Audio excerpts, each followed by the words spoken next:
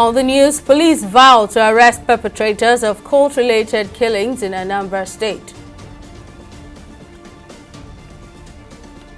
DHQ debunks appointment of acting chief of army staff, warns against calls for military takeover.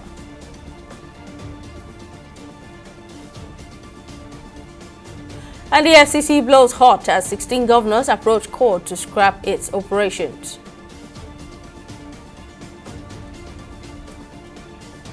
Many thanks for joining us on this now on TV360 Nigeria. I'm Cindy Solatico. The Anambra State government has placed a bounty on the perpetrators of the recent violence that resulted in the deaths of about 16 individuals in Nibo community in Awka South local government area of the state. According to residents, the attackers, who arrived in a black Lexus SUV, stormed an eatery in the community and opened fire indiscriminately. Victims, mostly youths who were in the public celebrating the Onia Asato festival, were gunned down in the attack. The state police have attributed the incident to a cult-related clash between rival groups. In a statement signed by the State Commissioner for Information Law, MEFO, the motive behind the attack remains unclear, but authorities have been urged to launch a thorough investigation. In response to a suit filed by 16 state governors against seeking to declare the Economic and Financial Crimes Commission EFCC illegal, the anti-graft agency has strongly opposed efforts to have it scrapped, warning that this could cripple Nigeria's fight against corruption. EFCC's spokesman Wilson Owajaren defended the commission, criticizing the governor's legal challenge as an attempt to derail anti-corruption efforts. Owajaren claimed that the governors behind the lawsuit are feeling the heat of the EFCC's investigation and seeking to avoid accountability. Speaking further on the legality of the establishment of the EFCC Act, legal expert and public affairs analysts who appeared on the station's flagship program, DG360, say the agency lacks the legislative input of states.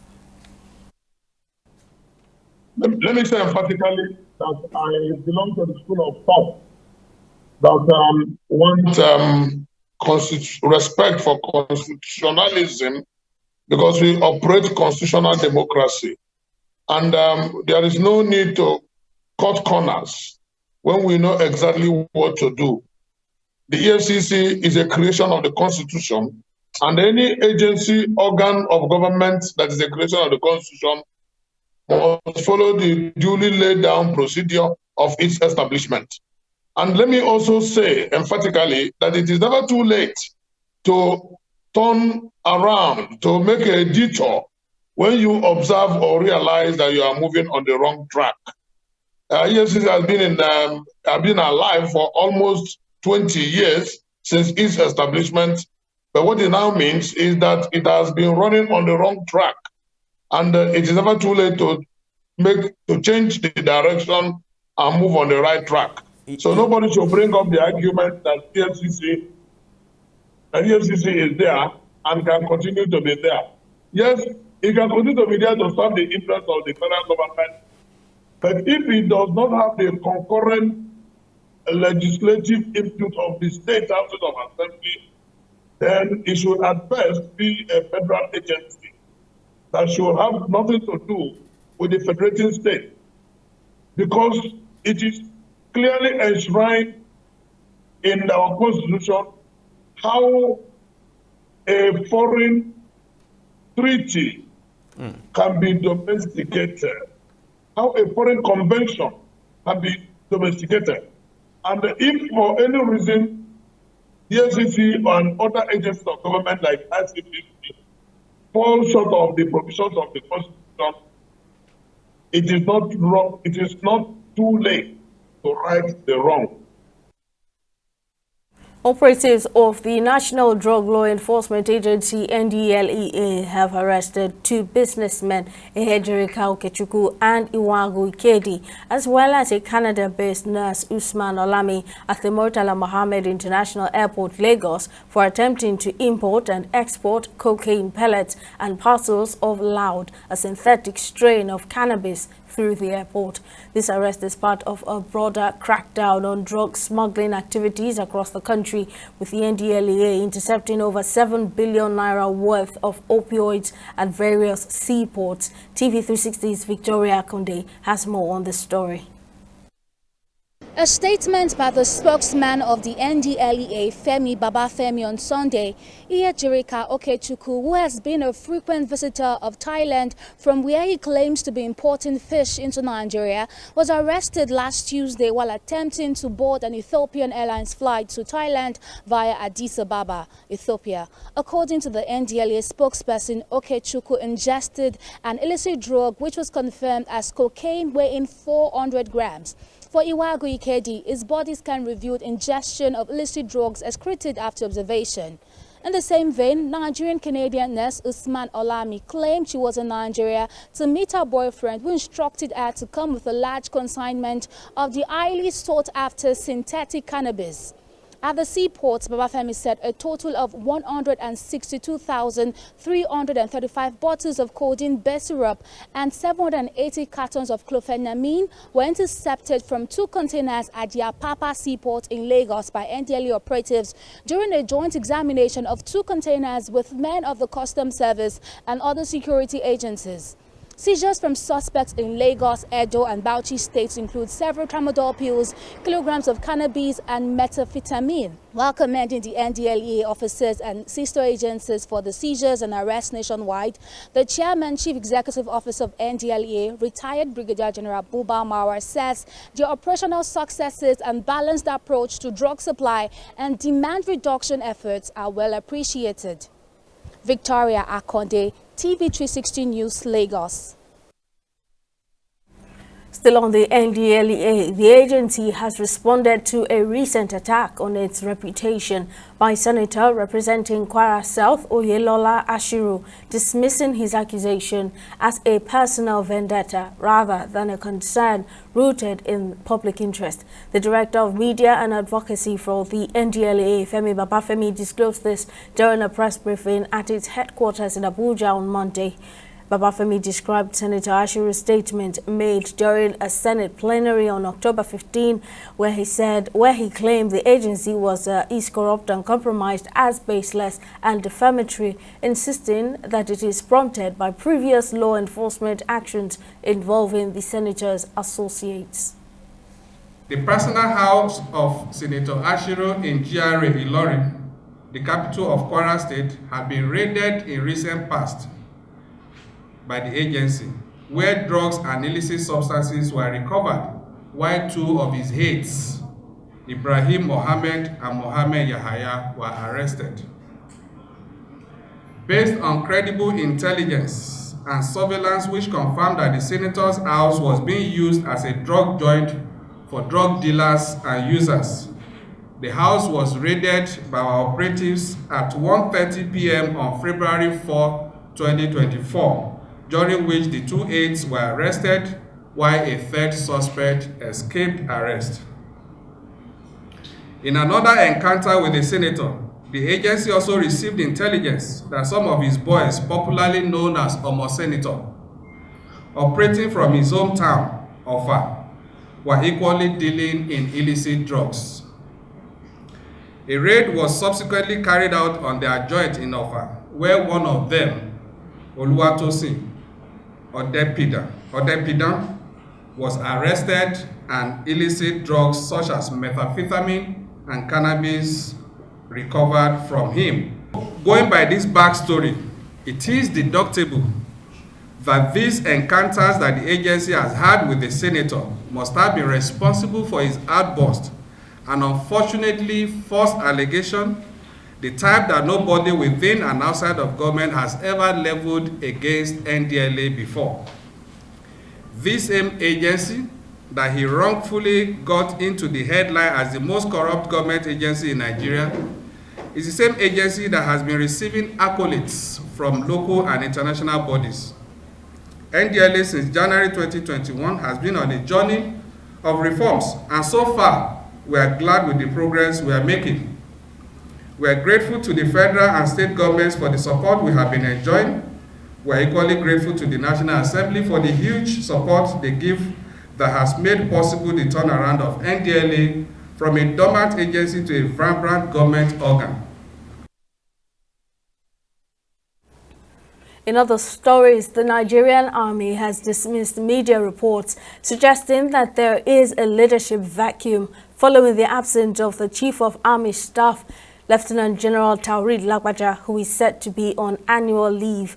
The clarification comes in a statement signed by the Director, Defense Information Brigadier General Tukur Gusau on Monday after a viral video where some persons were aggressively calling for military takeover surfaced online.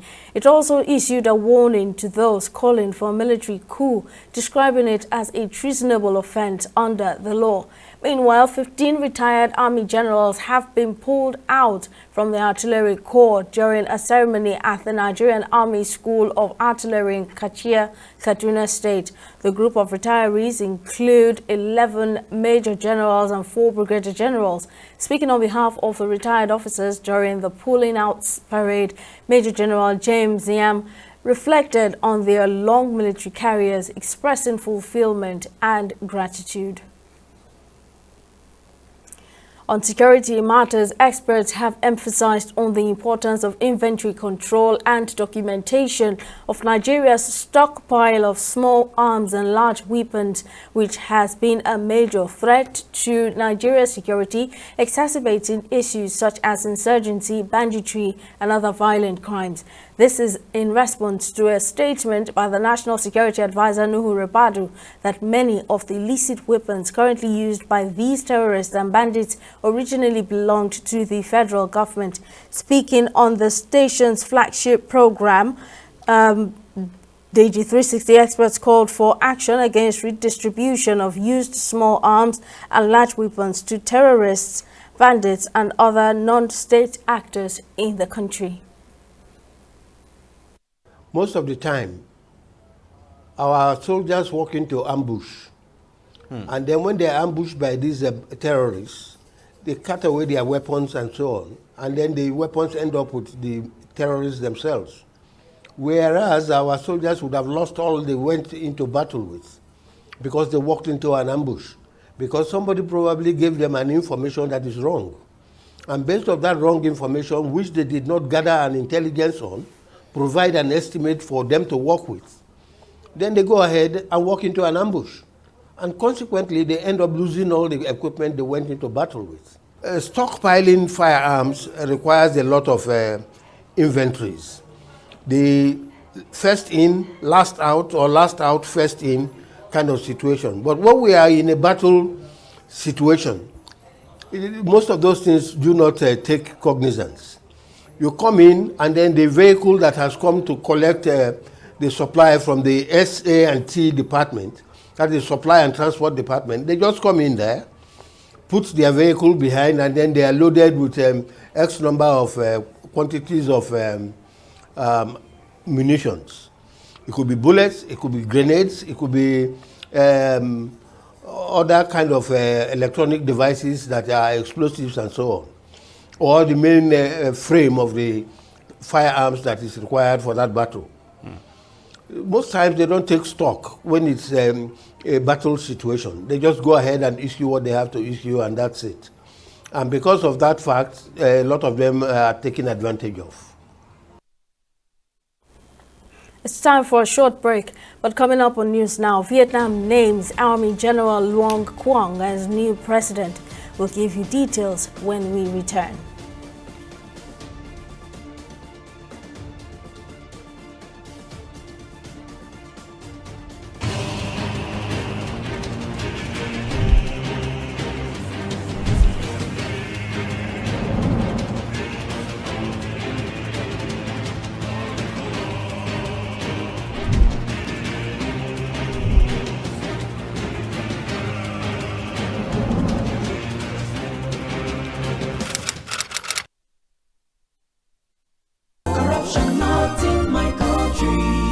It's about the files your secretary presented to me regarding the company salary. Yes, the figures don't seem to add up. I suspect there's some form of a discrepancy. Precisely, sir. Keep the figures that way. That's fraudulent, sir. That's my money.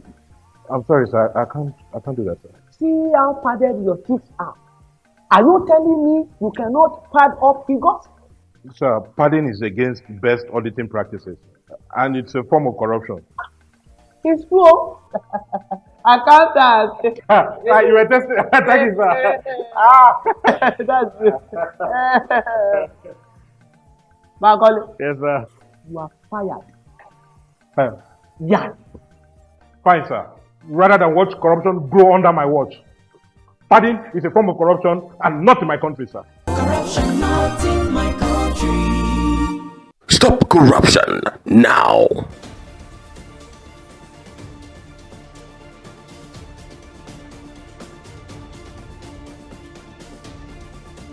Welcome back. Here's a reminder of some of our top stories. The Anambra State government has placed a bounty on the perpetrators of the recent violence that resulted in the deaths of about 16 individuals in Nebo community in Awka South local government area of the state. Victims, mostly youths who were in the public celebrating the Onia Asato festival, were gunned down in the attack. The state police have attributed the incident to a cult-related clash between rival groups. We also told you that in response to a suit filed by 16 state governors against seeking to declare the Economic and Financial Crimes Commission (EFCC) as illegal, the Anti-Graft Agency has strongly opposed the effort to have it scrapped, warning that this could cripple Nigeria's fight against corruption. EFCC's spokesman Wilson Owajaren defended the commission, criticizing the governor's legal challenge as an attempt to derail anti-corruption efforts. Owajaren claimed that the governors behind the lawsuit are feeling the heat of the EFCC's investigation and seeking to avoid accountability.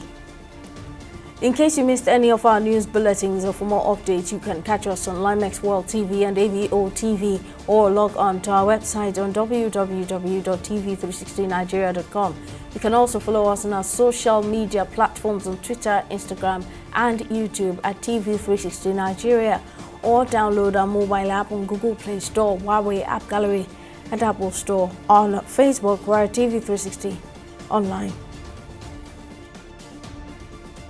In the last 3 years, we have built a multi-purpose center, which is the envy of all in our constituency. And I can tell you that the people who are living there are already enjoying it. Guy, do you think what this man just said is true? See, I seriously doubt. I'm sure it's one of those their silly lies. And wait, do you know there's a way to find out if these things he's saying is true or not? This is the Construct app. It gives people like us a sure way to track implementation of constituency projects. It gives valid and verified information on location of projects, amounts allocated, amount funded, the level of job done, and even the profiles of concerned legislators. You and I can post directly on this app. Are you serious? This is the Go-To app if you want to know how our Commonwealth is being expanded by the government. Wow. Let's even see if what this man said is true. Show me. The Construct app is developed by Other Paper Nigeria with support from USAID and is available on both Google Play Store and Apple Store. And it's true. Of course, I told you. Opinions are free, facts are sacred, but truth is universal. How, in practical terms, can we, for instance, de-escalate the tension? When you go into public office, you must be ready to answer to the people. We know where the enemy is. 3 places. The Lake Chad Basin, the border area between Nigeria and Cameroon, and then the Sambisa Forest. On Digi360, we give you a complete dose of everything. Opinion, facts, and undiluted truth. I hardly believe what politicians are saying in this part of the world. A new Nigeria is possible, a future is possible. We delve into the issues, dissect it so that you can understand it, and use it to take action. I don't think there's any need for any governor to look for grant for ranching. Digi360, dissecting the issues.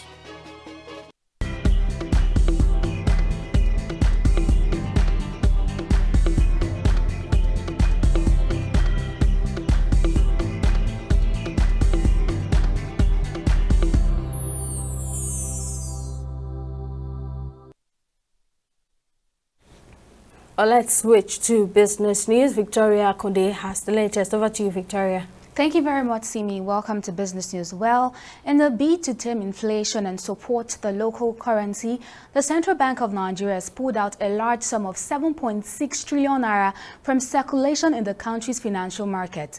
This is a major step by the CBN in its bid to continue to mop up excess liquidity in the economy, which it believes is fueling inflation. The Apex Bank believes that this move can ease the pressures and halt further devaluation of the naira. According to the CBN, the action is intended to stabilize the naira that has been under pressure from global economic factors and domestic fiscal issues. Still on business, the president of the African Development Bank, Akinwumi Adesina, has announced the mobilization of $15 billion for the construction of the Lagos-Abidjan Highway project in collaboration with various partners. Adesina emphasized that the Abidjan-Lagos Highway corridor, managed by the Economic Community of West African States, ECOWAS, is set to handle 80% of the region's trade.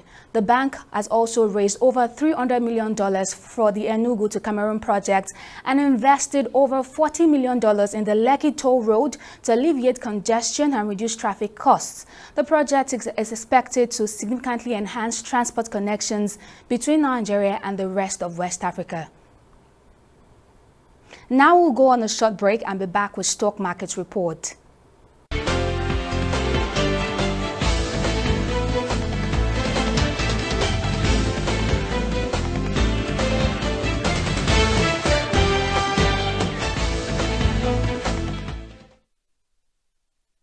Welcome back. The Nigerian Stock Exchange market started this week on a positive note by ending in the bullish territory, increasing by 0.64%. The market capitalization now stands at 59.81 trillion naira. In the aggregate, 125 NGX-listed equities participated in trading, ending with 31 gainers and 18 losers. Ikeja Hotel led the gainers with 10% share price appreciation, closing at 7.70 kobo per share, followed by Dar Communications, which closed at 66 kobo per share. Now, at the end of the first weekday of trading on the Nigerian Stock Exchange market, over 405 million volumes of shares were exchanged in 8,281 deals, corresponding to a market value of over 27 billion naira. Now, when this is compared to the previous NGX trading day, which is Friday, the 18th of October, today's data shows 13% improvement in volume, 130% improvement in turnover, and 23% improvement in deals. Now, switching over to the global scene reverses the case as all our select equities, that is the UK's FTSE, the US Dow Jones, and the Japan's Nikkei, ended in the bearish territory, that is, they ended in the reds. Now, moving over to the foreign exchange market, the dollar traded at 1,725 naira on the black market, while the pound traded at 2,260 naira and euros at 1,850 naira on the black market. That's it on both business and stock market reports. Back to you, Simisola, for the rest of the news. Thank you very much, Victoria.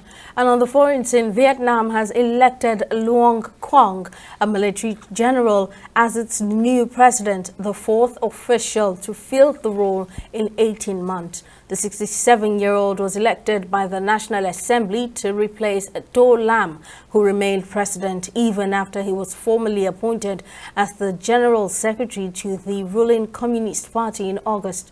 Quang's appointment comes after months of political unrest and the death of former party General Secretary Nguyen Phu Trong, who had dominated the country's leadership since 2011. In a speech, Quang vowed to conduct foreign policies that sought independence and peace and to promote Vietnam as an active and responsible member of the international community. China has condemned an attack on its consulate in Mandalay, urging Myanmar authorities to make every effort to arrest the perpetrators.